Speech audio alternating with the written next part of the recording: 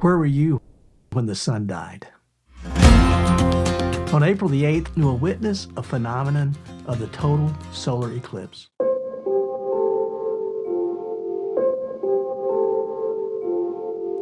Now, the United States won't experience this again until 2044. So this is likely my last opportunity to see this rare event. Now, we know that a solar eclipse happens when the moon moves into its orbit between the Earth and the sun. And when this perfectly aligns, the moon totally blocks out the sun. The moon's shadow is cast over a very narrow path over the Earth's surface. Now, this year, that narrow path extends from Mexico across the Midwest of the United States and the eastern edge of Canada and into the Atlantic Ocean. It is a spectacular sight. But we always wear special eye protection to prevent permanent damage to our eyes when we're looking at the sun. We also have to put special lens filters on our camera lenses to prevent serious damage to the lenses and to the camera's sensor. Solar eclipses have caused fear, it's inspired curiosity, and it's been associated with myths, legends, and superstitions throughout history. And even today, the eclipse of the sun is considered as a bad omen by many cultures. In the U.S. Northwest, the Pomo people's name for solar eclipse means sun got bit by bear. They tell a story about a bear who goes out for a stroll along the Milky Way, and the bear meets up with the sun, and the two begin to argue about who will move out of the other's path. And the argument turns into a fight, and that is the eclipse. The ancient Greeks believed that the eclipses were the sign that the gods were angry with humans and that the earth be abandoned by the sun and bring total misery. In fact, the Greek word for eclipse actually means abandonment. So after April the 8th, you may ask yourself, where was I when the sun died? Well, hey y'all, Dan here, looking stylish as we look at the solar eclipse. My plan is to get out and to try to take pictures of the eclipse. And I want to take a picture of each phase of the eclipse up until the sun is blotted out by the shadow of the moon. In certain spots, at certain times, not every time, but this is a total eclipse, which means that in certain places, the moon will come across and will totally block out the sun. And all that you'll see are these real pretty gases around the perimeter of the sun, and that's called totality. And if you are fortunate enough to live or to be in that specific path, and it's a very narrow path, when the moon totally blocks out the sun, you can actually take your solar glasses off.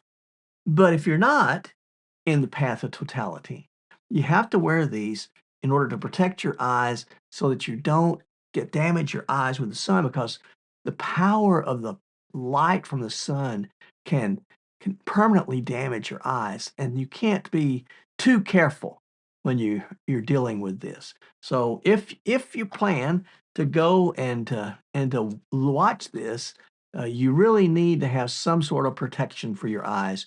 If you're going to want to watch it with your eyes, you really need something like these. This is a Mylar glasses. It keeps the light and the infrared rays from damaging your eyes. And it's important because, I mean, you only have one set of eyes. The same way, I have to protect the lens and my camera from the sun's rays as well. Now, you can take the pictures with anything. You can use your phone, but if you're going to do that, you still need to put some sort of protection over your lenses so that you don't damage your phone. You can get lens filters to go over your lens and that screw in here. This lens has a threaded insert that you can screw the lens in, and that might be all right. But the problem with that is during that time of totality, which is only like maybe 1 to 4 minutes long, very short window, at that time you can actually take your protection off your eyes and look at the sun.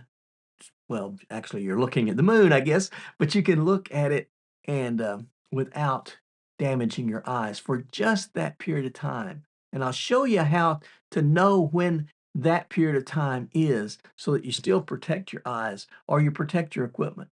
Because during that time, you can take and you can do the same thing. You can take pictures with your camera lens naked. Well, don't think of it that way. You can take your camera lens, well, you can take pictures with no filter on your camera lens. But if you point your lens at the sun without some sort of protection, you can seriously damage the insides of this lens and the sensor on the camera. Is I bought a paper lens, actually. It's many ways, it's sort of like the glasses. This is a Mylar, and you take and we're going to open it up here and look and see what's inside this envelope. So here it is. This is the lens protector. And this is what this goes on. You have to be really careful with these Mylar lenses, including the glasses. If you even get a small little pinprick or a little tear in the film, you can't use it because the light will come pouring in through that little pinprick, that little section, and it will damage you. So here is the lens outside of the box, and it's designed to be folded in shape and then put on your camera. This lens filter was $20 off of Amazon, and you can see it's a cardboard with a Mylar center in here, and and that Mylar, it may not be perfectly smooth. This one's actually pretty good. Sometimes they're more wrinkled, but that really won't impact what we're doing because the sun's light is so powerful.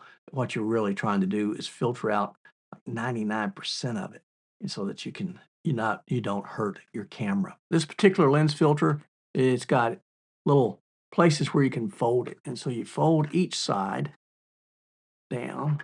Just try to do that without damaging anything. Okay, I'm going to fold it in there. There it is.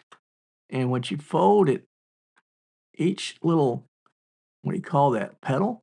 It looks like sort of like a flower. As I'm folding it down, each little petal of this flower tends to lock into one another. So I'm going to fold it down like this, and then this side locks in under here. Maybe if I can make it happen. There we go. There we go. So there's one already, and you can see how it just sort of locks in place.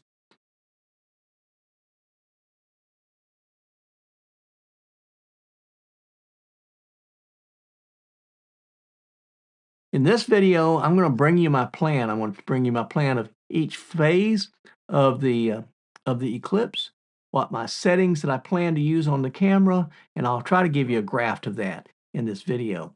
So this way, you can see exactly what I'm doing.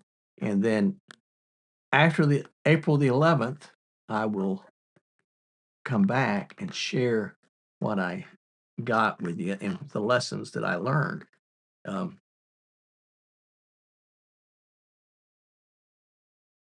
got most of it put around there, but have one more left, and that might be the hardest one. So let's see if I can get it in there without damaging this.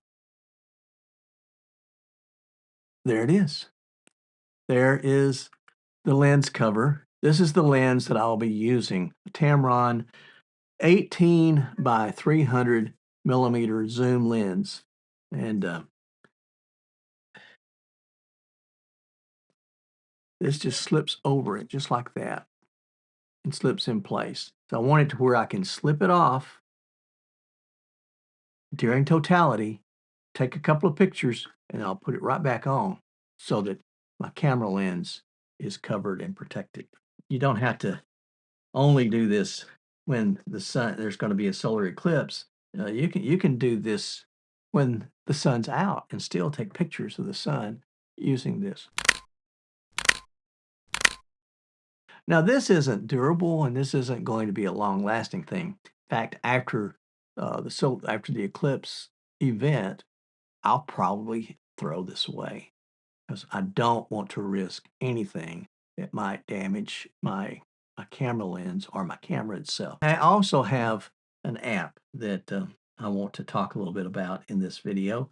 This is an app that helps you to plan the sun's solar eclipse.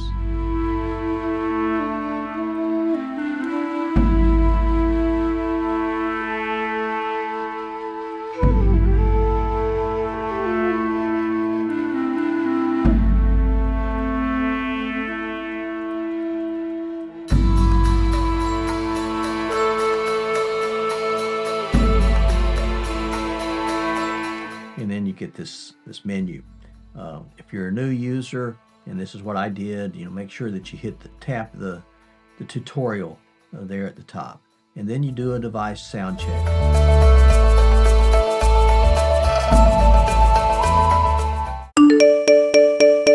Eclipse event, open app. It tells you exactly what to do and walks you through it. Now, I would recommend that you test this a few times so that you're familiar with it, and it will give you an announcement.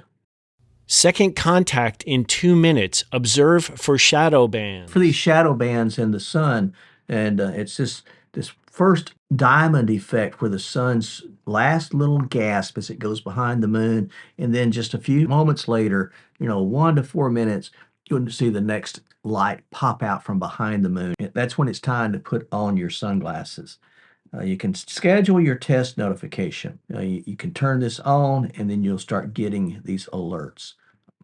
Let me just sort of put this on, schedule it. Yes. Second contact in 2 minutes. Observe for shadow bands. This is just a practice of the whole thing, and it tells you what the local time is, what the totality duration will be. It's showing here what would be 2 minutes, and then it's okay. Adjust your second contact when you get maximum eclipse, and then your third contact. And you can see on this test that that's only 2 minutes long.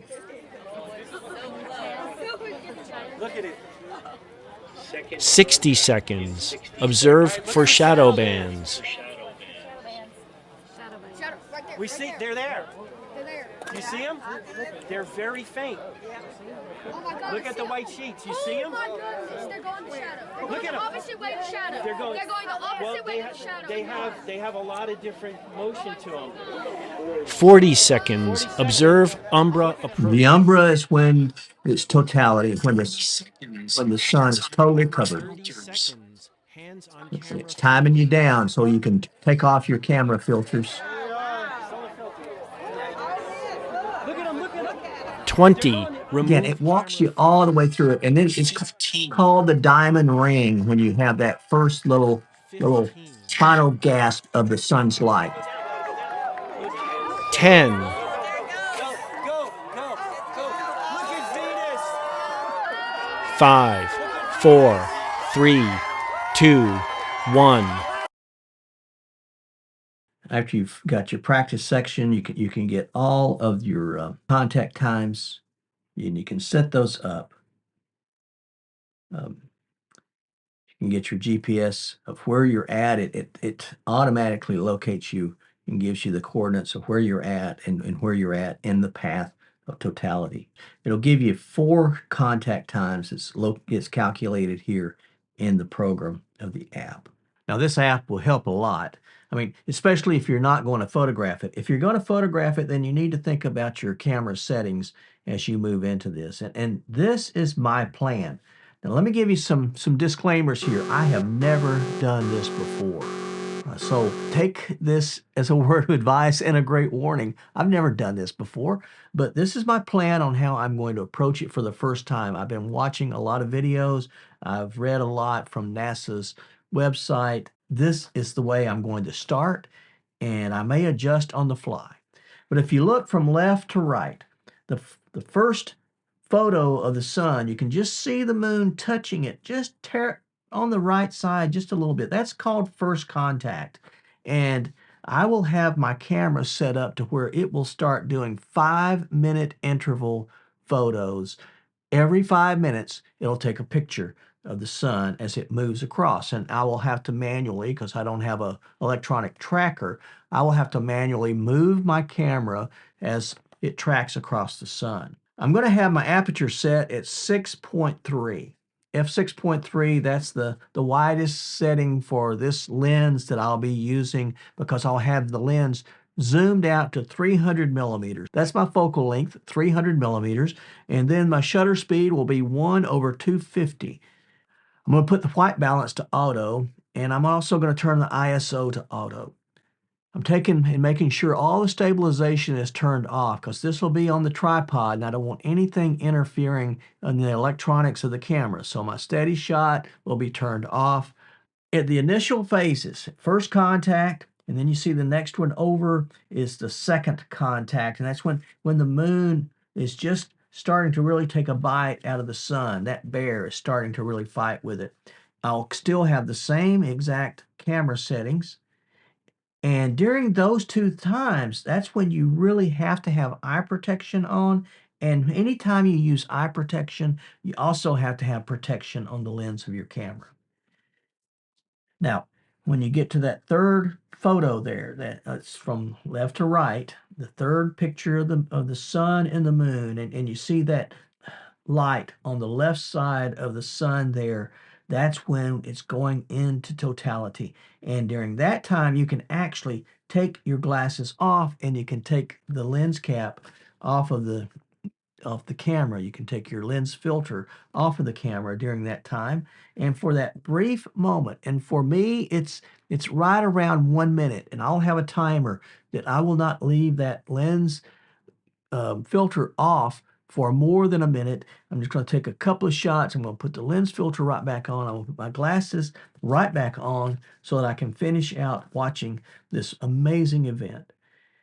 The fifth photo from the left, that's when you see the diamond come out on the right side of the sun. And now the sun is going to start being unveiled from the moon. You need to put your glasses back on then, and you need to cover your lens with your lens filter. And then you see that there's the last two phases when the sun, the fourth contact is there on the very right side when the sun is almost totally uncovered. You see just a tiny bite out of the left side of the sun. That's my plan. And through this whole time, I'll be using exactly the same settings except during totality. And my plan is right now is I'm going to watch, and if the autofocus doesn't work, then I'm going to quickly shift over to manual focus, and I'll focus it by hand.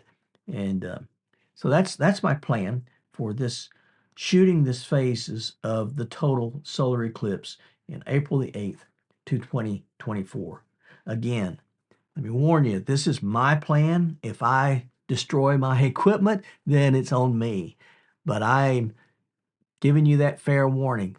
If you're going to do this, then you need to do the research and you need to find out for yourself how you want to test your equipment, and always be sure to protect your eyes. Your eyes are far more important than any equipment that you might have. Yeah, my brother lives in Harrison, Arkansas. I'm going to go over there, spend time with him, enjoy that. I've got a whole box of these solar glasses. They're styling. They are stylish glasses, and I have a whole box of them that I can share with everybody so that we can all connect out and enjoy this event. Next week, I won't have a video. I'm going to be out celebrating a reunion with my brothers. Every year, we try to get together all with me and all my brothers and their wives, and this year, I'm responsible for coordinating it and organizing it, and we're going to Branson, Missouri to enjoy the sights there. Love Branson, love the area, love the Ozark Mountains.